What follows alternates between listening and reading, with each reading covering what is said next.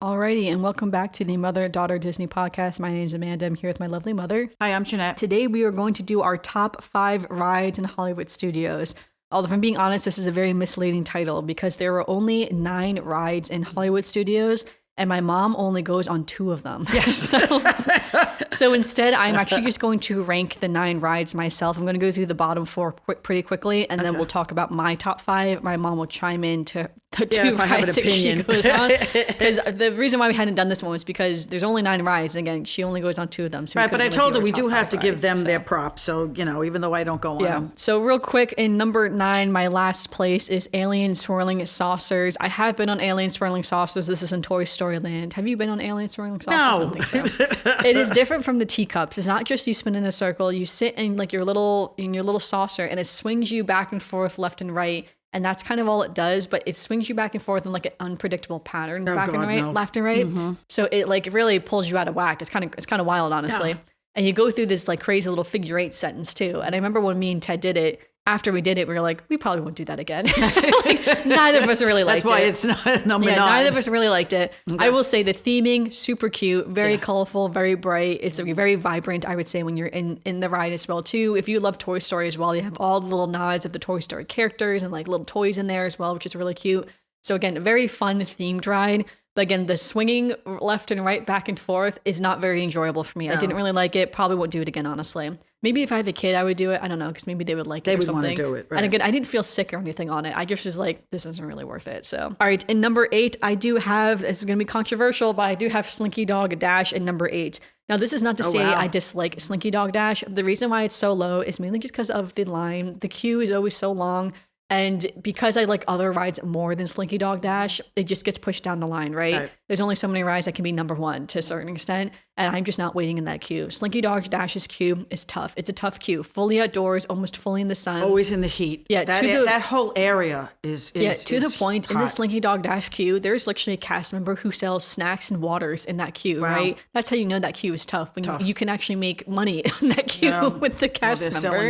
And I remember when we waited on the queue, I was with my brother and his ex. She actually bought a water bottle because we were dying on that queue. It was tough. And that was the only time I've actually been on the ride. Actually, I've been on the ride twice, I think. Both times, so fun. The ride really is very cute. I think when I do have kids, that ride will have to be bumped back up, of course. Then you have to just... Because it is a very fun, very cute kids coaster. I just can't do the queue, and that's why it gets pushed down as all. So, and unfortunately, there's just other really great rides in this park, and that brings me to my number 7. I think this is also going to be shocking, but number 7, it is Rock and Roller Coaster.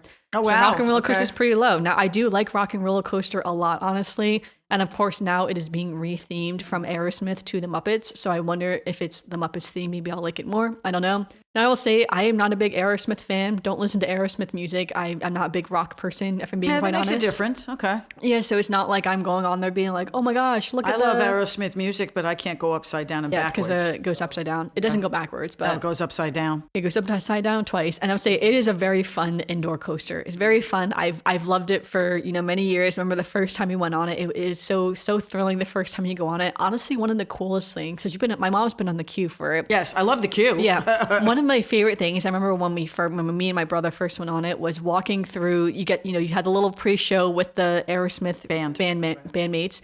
Then you would walk into the alley. When you walked into that alley part of the queue, when you see the ride, I was like, this is amazing. I was like, it feels like you're in a back alley, right? Yep. This is so cool. I loved it. It really felt like it. And at that point, that's when I walk down the red carpet and go to the shop. I go through a door right into the shop. Yeah, and that's when I was just like, this is cool. And I feel like that's what Disney does best, right? Is that immersiveness. It's like saying, it's like, this is the storyline that you're being taken on. You're going to get in this stretch limo and you're going to make it to that concert. And like that was the coolest part, honestly. But again, I do really like Rock and Roller Coaster a lot. I will still like it when the Muppets are also you'll have to check theming it for as well too. Definitely. But again, it's hard, right? There are other rides in this park, right? There's only 9 rides, but there are some good rides.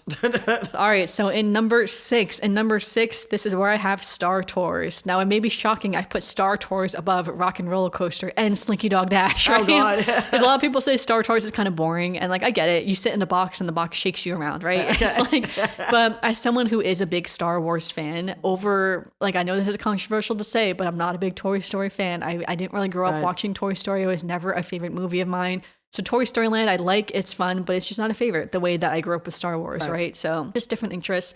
So, but I remember going on Star Tours as a kid, because when you're a kid and you're too short to go on a lot of those big kid rides, Star Tours doesn't really have a height requirement. I think it does have a height requirement, but it's a pretty lower one. So I could always go on Star Tours.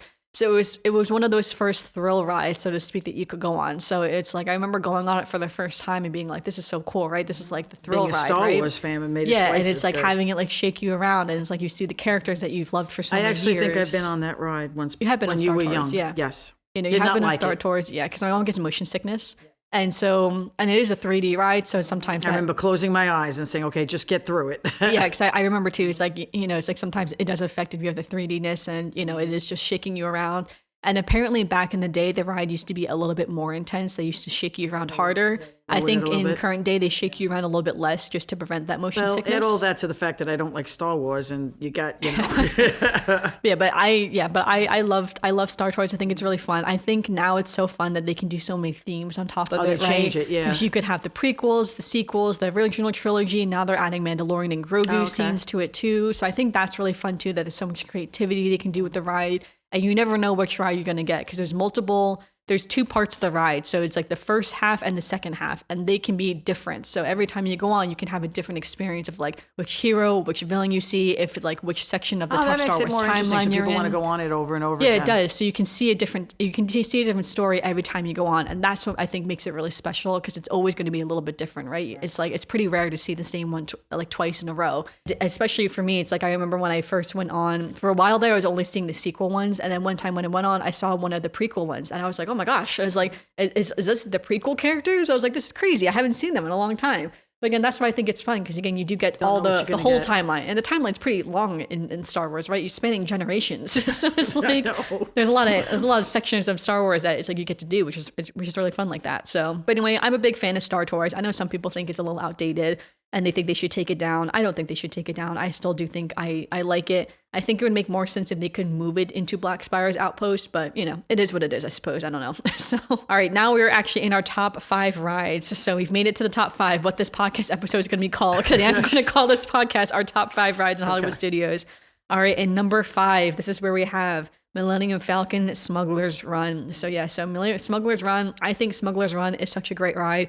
Funny enough, it's really similar to Star Tours. You're just in the Millennium Falcon, right? Okay. So the main difference is that you have that control over you flying the Millennium Falcon.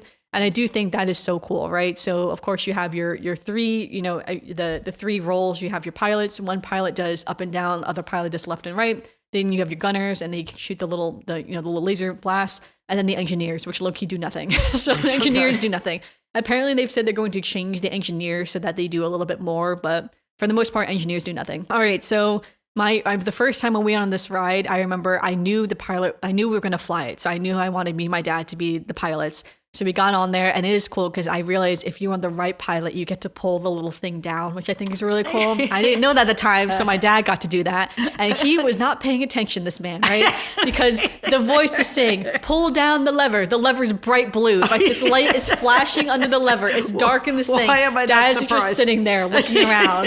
And I'm like, Father, you need to pull down the lever. This is why I told you. Why am I not surprised? This is why I wanted us to be pilots, because you get to do more stuff as the pilot. But anyway, it's like I was saying, when you were the pilots, there's a lot of pressure as the pilots to fly this ship. Do you get it to is pick hard. being the pilot? You don't. So when you line up, the cast members will assign you. Now, once you are with your cockpit crew, you can kind of switch around a little bit with other people. So for instance, if you get assigned to pilot and you want to be pilot, just don't say anything. But if you're the pilot, but there's like maybe some kids behind you and other people, or again, like now I find I don't really like being the pilot because it's very hard to be the pilot. Sometimes I will offer to the people behind us, hey, do you guys want to be the pilot? And we'll be the gunners, right? And Ted will do that a lot too. He'll say like if there's like a kid, like a father and son, it's like, do you guys want to be the pilot? Because most people want to be the pilot because it is fun. But it's very hard. It's very hard to be the pilot. It's very hard to move the ship, right? There's a very slight delay in the ship when you move things back and forth. So because of that, like any video game, a flying video game, there's like this slight delay. So it's not exact. And because of that, it's very hard. And I'm not very good at video games. So it's not easy for me to fly the Millennium Falcon.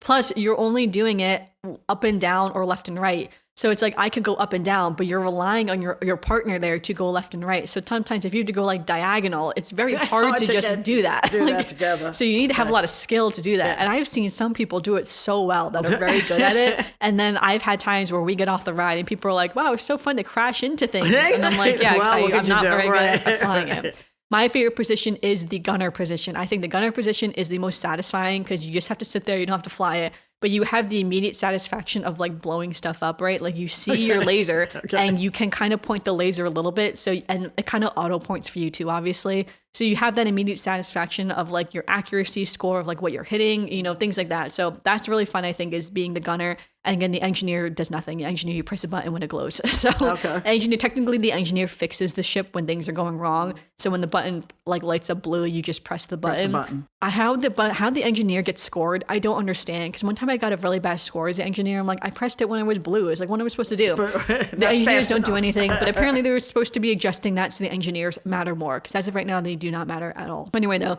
I do think Smuggler's Run is really fun, though. It is really cool, too, if you are a big, especially of the original trilogy Star Wars fan, to go into the Millennium Falcon, like when you're walking around it. I remember that first time, too. It's just like, it's crazy to like be in the hallway. Just the hallway itself is like, whoa, like this is weird. It's like you're in the hallway of the Millennium Falcon. Like that's more shocking than being in the cockpit of the Millennium Falcon. So in that sense, like I just say the whole part of that ride, I just think is so great, so clever the way they did it, too. Really fun for the most part. It is sad that the movie Solo did not do very well because technically the whole theme of the ride is based on the movie Solo, which flopped, unfortunately. I think that's just because, in my opinion, the Star Wars fandom is very highly critical of things.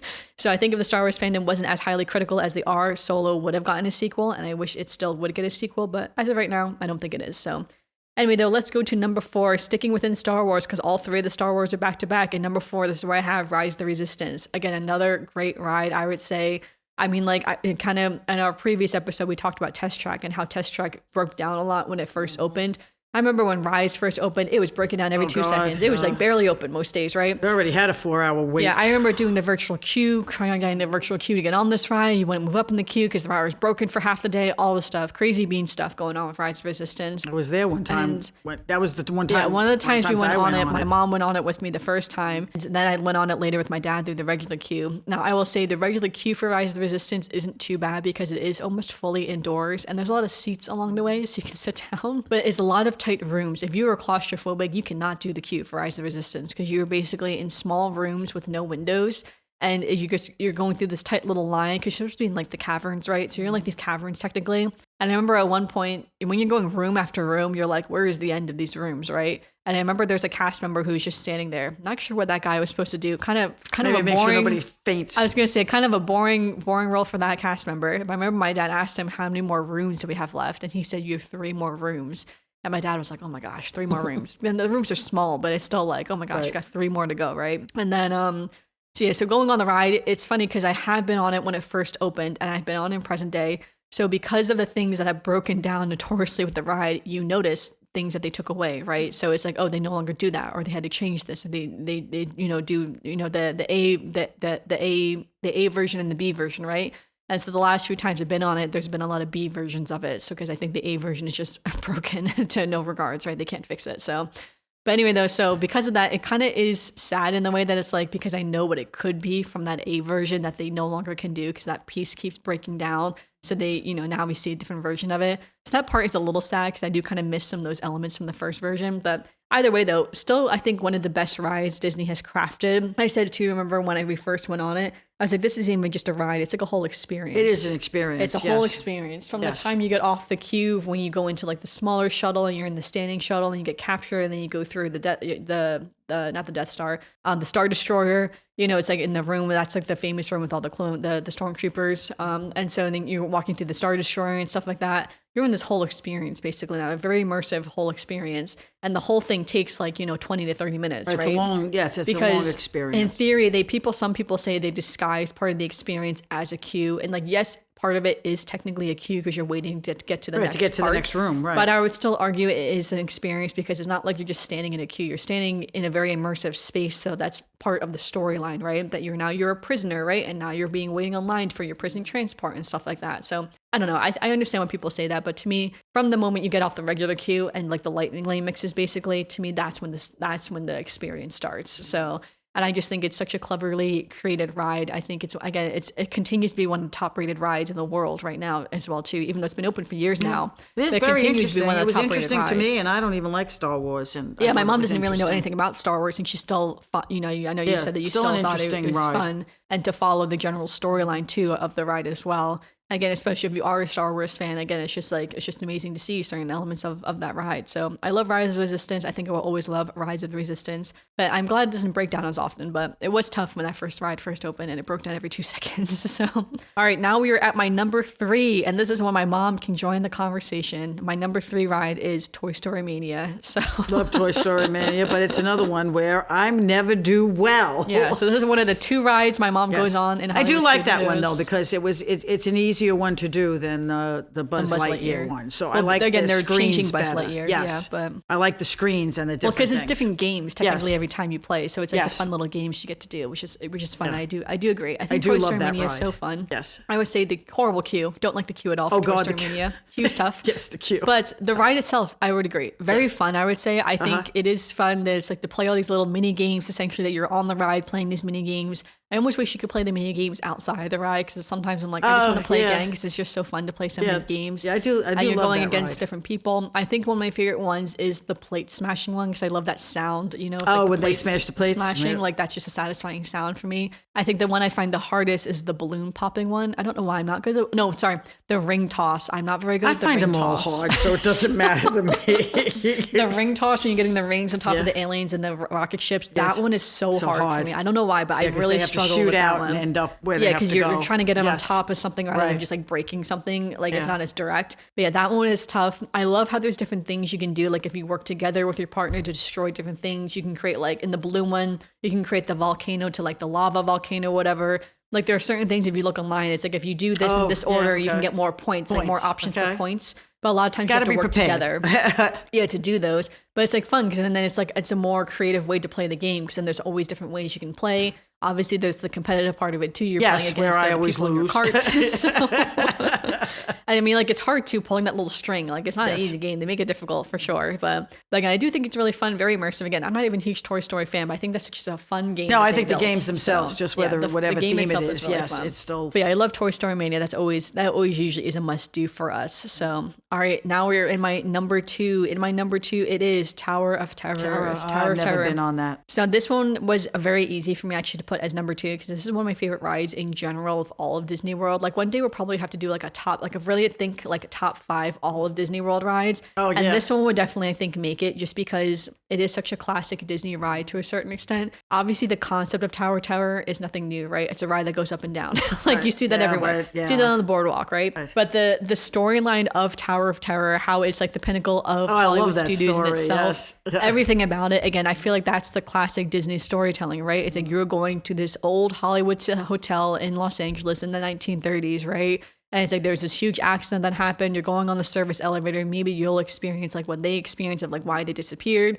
Basing it off of, a very classic TV show as well too. Again, just so fun, so immersive. The way they built the hotel and everything is just so clever as well. I was watching something recently. It said that when you go through the lobby, everything's covered in cobwebs, obviously, because it's an abandoned hotel. And they said the way they did the cobwebs was technically with a glue gun. So like all the cobwebs you see is just glue. So it's like they shot the glue at a very certain like heats, basically. So when the glue is being shot, it would create that cobweb type effect. Look, wow. So I thought that was really interesting. So it's just like it's glue technically, and that's why it moves a little bit, because if you have a thin piece of like hot glue, it is a little malleable. Shimmer, But I was just like, that's so crazy, right? That's so fun. I think there are so many little creepy nods too in it. That's really fun. If you really deep dive into Tower of Terror, there's a lot of like little Easter eggs. It's all around the entire ride, in the queue, in the gift shop as well afterwards. So cool, honestly, so fun. And it's like I know too. It's like they said in one of the original sections of Tower of Terror, they thought about putting a restaurant, as part of the ride. It ended up getting scrapped. But it's like that would have been so crazy too if there's a restaurant that was part of the Tower of Terror ride. I think it makes sense that there isn't, because I think it would have defeated the purpose of like an abandoned hotel that has a running restaurant. It would be kind of it. Well, they could have made it that it was like when the party started again. Like Yeah, I in don't the know. movie. So just interesting though, all to say. But anyway, though, but I love Tower of Terror. I've always loved it. When I was a kid, I was really scared of it. I remember the first time we went on, I was so scared to go on Tower of Terror just because, again, it's supposed to be scary. It's supposed to be a little creepy, right? I actually do find Haunted Mansion to be scarier than Tower of Terror. Really? Okay. The scariest part of Tower of Terror is that when you're on the ride, so the one in Hollywood Studios is unique in comparison to all of the other ones in the entire world, where the contraption that you're in is not actually in the elevator. It's basically a big cage that moves like a trolley, essentially. And it moves you from one elevator shaft to another elevator shaft. And in that second elevator shaft is where the ride, actually the up and down part of the ride. And then the first elevator shaft just is like the onboarding and disboarding part. So when you have to move from the first shaft to the second shaft, you move forward. That was more shocking to me than the up and down part. Was that we were going to be changing elevator shafts. I was like, goodness gracious, where are we going? I will never go up and down. I will never forget that. That was more shocking to me. So then when I went on the version so when we went to Disneyland, now that Tower of Terror is Mission Breakout, which is Guardians of the Galaxy themed ride. It's funny enough, that one didn't shock me as much because it was a different theme of the ride. So I didn't know what to expect when I went on the ride. So for that one, you don't change elevator shafts, you just stay in the same one. But I didn't click in my mind that we were just in the same elevator shaft because it was a whole different theming of the ride. Again, it's not a scary ride, it's supposed to be fun, right? You're breaking out, they play fun music because it's Guardians of the Galaxy. So when I went on the ride in Disneyland Paris, that's when I realized we're in the same, you don't leave, like you board and disembark on the same spot. Side. So when you get on the ride, you actually cross a little hallway to get onto the ride and the cast member, lets you on. And then you don't change shafts. So for me, I was so shocked. I was like, oh, we're just like here the whole time, right? And they did that to save time, obviously, as you get more people on and off, which makes sense. They probably should have done that from the beginning. But right. Well, so then when when you get off the ride, you just get off at the same point. So the cast member standing there is just like, all right, guys, you survived, right? And then you just get off, and I'm like, oh wow, the people are just standing on the other side of that door. Like I didn't even realize this was the hallway to leave, right? So I was like, this is, that was more surprising to me that. Yeah, Hollywood Studios is just different. And that's just, I think it makes it more special too. So anyway, though, moving the elevator shafts, more shocking than anything else on that ride. But so fun though. I love Tower of Terror. We'll always love it. Will always be one of the best rides. So, all right, that brings us to our number one ride, or my number one ride, I should say. Would you put Toy Story Mania in front of Mickey and Minnie's Runaway Railway, or would you have Runaway Railway Story Mania? I would put Toy Story Mania. I'm not as big a fan as Mickey and Minnie's Runaway Railway as you are. That's okay. I think it's fun. I think it's cute. I really like it. It's, whatever, but I am not like, oh my God, yes. I would rather go play Toy Story Mania. So for me, I love Mickey and Minnie's Runaway Railway. I say this is probably my number one ride out of all of the rides in the entire Disney World parks. I know, she loves it. Which is a big statement to say. It is very hard to pick a ride like that. The first time I went on the ride, I was by myself. I got into the park early to get in the virtual queue for Rise of the Resistance. I was on the ride when I joined the virtual queue of Rise of the Resistance, and I still love the ride so much, right? I was feeling all this anxiety for Rise of the Resistance, and here I was on Mickey and Minnie's Runaway Railway by myself this was technically post-COVID, but we still had to wear masks inside. Yes. So I remember having my little mask on in the ride, sitting as far over as I could from the other people because we were trying to keep space. But going on the ride, and I just thought it was so fun. It was just so different, I think, too. I feel like even though I hadn't been, this was the first trackless ride I had been on, actually, because at that point, Remy's Ratatouille Adventure was not open yet. So it was the first trackless ride I've been on. Very interesting, yes. It was, I thought it was so fun. Again, the first ride with Minnie and Mickey, which is fun. I do like the animation style a lot they had created for this ride, and they now have cartoons for it too. So I thought that was really fun. I thought it was very whimsical, like the very classic whimsical Disney-ish, I would say. The whole idea of like jumping into the cartoon with the characters as well, I thought was really cute too. Again, it's like, I think the whole thing of like, your runaway and Mickey and Minnie trying to get you back, and like everything just keeps going wrong. It's like, that's a typical day, right? It's like we're going to have a great day, then everything just continuously goes wrong. Right. I just think it's just such a funny thing to think about. And again, all the Easter eggs too, right? It's like all the Easter eggs all around. Oh yeah, there is crazy a couple, to see. So many Easter eggs, so many nods to all different things for the Fab Five, Fab Six if we include Daisy Duck. So I know. So much give Daisy her thing. I know. So I loved Mickey and Minnie's Runaway Railway. The first time I went on, I was just like, this is crazy. This crazy beans. I love it. later that day, when my mom came into the park, we went on it again. And again, it was so fun even a second time to go on it and like pay attention to more details and stuff. And then every time I've gone on it, I've just like loved it even more and more because I just thought it was so fun. Now, I've said this many times, but I'll just put this really quickly in this podcast. I do wish this ride was in Magic Kingdom in a Toontown type setting, similar to Disneyland. Yeah, it's kind of an odd place to put it to a certain extent, but that's where they had so in Disneyland, it's in Toontown and it's built as like a movie theater. Basically, you go into the movie theater to see like the new cartoon, and then you get pulled into the cartoon itself. I think that theming works a lot better. In this case, they put it in the Groman's Chinese Theater. In Hollywood Studios. So you're still going into a theater. Either way, though, just going to say that one time here briefly, but I do think it'd be better in Magic Kingdom in a Toontown type setting than in Hollywood Studios, because I know I talk about that a lot. But I love Mickey Minnie's Runaway Railway. But all right, that is my ranking of the 9 rides of Hollywood Studios. So we got Mickey Minnie's Runaway Railway, Tower of Terror, Toy Story Mania, Rise of the Resistance, Millennium Falcon, Smuggler's Run, Star Tours, Rock and Roller Coaster, Slinky Dog Dash, and Swirling Saucers. Now, I do not do any shows. There are a lot of shows in Hollywood Studios. Right. I'm not doing the shows in this one. So this was just ride focused, of course, too. But all right. So you would put Toy Story Mania above Mickey and Minnie's. So that's okay. That makes sense. And then do you think you'd ever go on any of these other rides? No. You've never been on Tower of Terror. I think you could do Tower of Terror. You don't think you could? Nope. Have no want. It doesn't go backwards or upside down. I don't care. It goes up and down. I just don't want to. It only goes up and down a few times. No, like, don't want to. It's too crazy. Have no need. I like sitting, I just like sitting, watching people go by. Very happy. Well, I feel like you could definitely do Slinky Dog Dash, though. I probably could. I just don't want to wait online because, Big Thunder Mountain is way more intense. Slinky Dog Dash wouldn't bother me. It's just the queue. That's the only reason why that's... Yeah, that's a cute little roller coaster. Yeah, it's the only reason why that's so low. But it doesn't hold enough draw for me to stand in that queue. I would say the day we go on it together, probably when I have kids, I think you're probably I could go on. It's very cute. Yeah, it's very fun. I would be able to do that. But if I had a choice to go on it right now, I don't need to. Same here. I would also say no. I would just skip the queue. Yeah, Alien Swirling Saucers. Yeah, ASS. Never. Well, it's funny because some people apparently, is that the ride or is it another ride?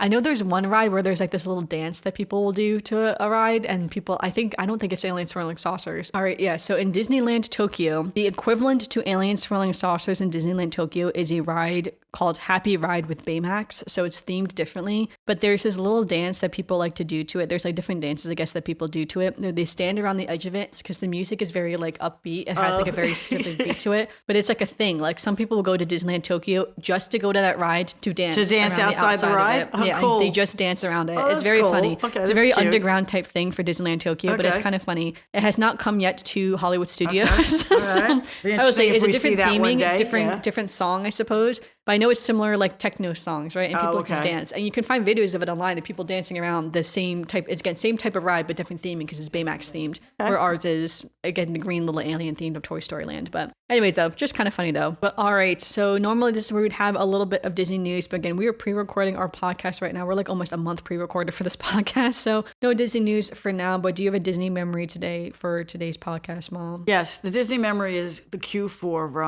Toy Story Mania. Queue for Toy Story Mania is it really is. You go in and out, you go back, you can't see where you're going. There's all this noise, all this stuff going on. And then you get to this place where there's a staircase. Staircase goes up, goes over like a foot or couple of feet, and goes down again. And it was so funny because in front of me, they were asking certain senior people, if they wanted to go around. And I was laughing because they didn't ask me if I wanted to go around. And I felt very happy that they didn't ask me if I wanted to go around because they didn't look at me and say, she needs to go around. And I'm saying to myself, if they can take the senior people around, why is everybody else going up these stairs? Well, it's probably for efficiency for certain I know, things, but it's right? Every time I go on that ride, I remember the fact that you have to go up this staircase, over this little platform, and down the staircase.